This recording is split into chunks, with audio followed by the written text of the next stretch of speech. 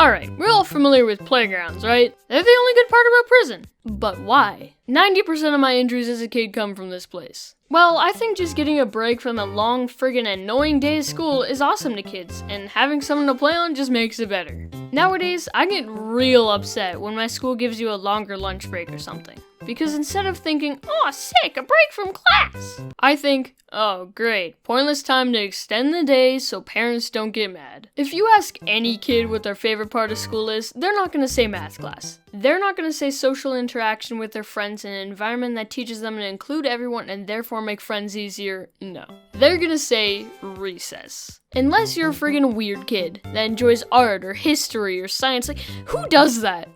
Guys, I didn't mean it. Anyways, I am a playground veteran. I've been going to playgrounds for 9 years, so that's 9 years of content. But it's not school stories, I swear, it's different. One of the memories I have bolted into my mind is the reason I stopped playing Grounders.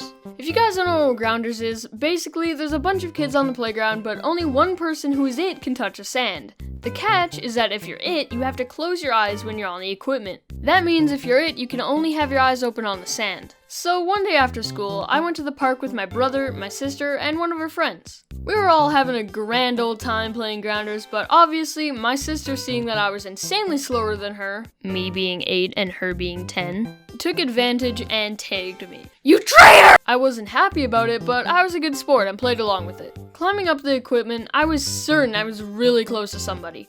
Ooh, I'm gonna get you! I'm gonna get you! Guys. Don't worry, it wasn't broken. It was just severely sprained. But at least I knew I wasn't peeking. Jump up a few years, probably 5th grade or so, and me and my classmates started playing a new game. We called it Zombie Tag. To dumb it down, someone starts out it, and all the other people just friggin' book it. After a few seconds, the person who's it chases after them. When you get tagged, you are it along with the person who tagged you. See, it's kinda like an infection. A zombie infection. And that's where the name comes from. I don't have any specific stories from this game, but I just remember getting really into it. We are but only 13 days in. Wesley, Kyler, and Devin are long taken to the virus, and Connor hasn't come back from his scavenge for supplies. I'm all alone. I'm running low on water, and the Dunkaroos ran out yesterday. I've gotten word that there's Gatorades by the baseball pitch, but I'm not ready to leave my safe zone at the rink. Ah! Who's there? Who's there? Are you a zombie? You have to be honest. I got you! No, you cheated! This isn't fair! I hate this game! Also, one time, we weren't allowed to leave school because there was a moose on the playground. That's the most Canadian story ever. You know what else is Canadian? Toques. Or as Americans call them, beanies. And you know where you can get them? My merch store, link in description. You might ask what this has to do with the video.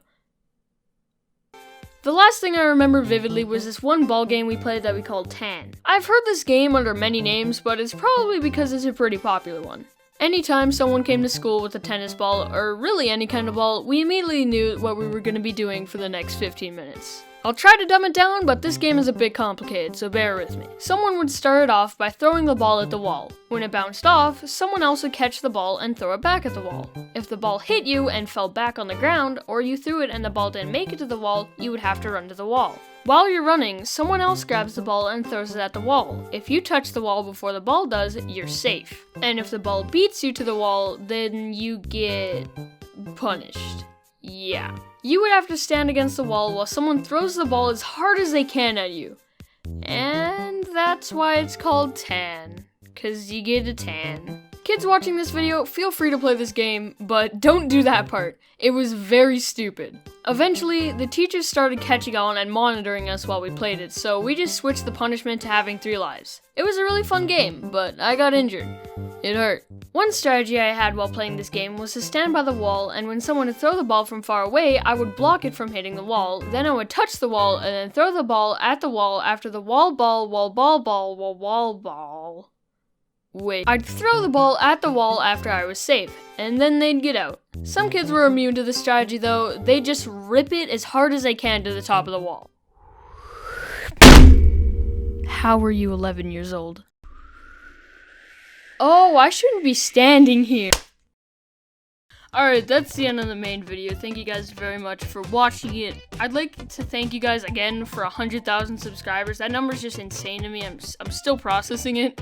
I'm very proud of myself for getting 2 uploads in a month. Don't expect that ever again.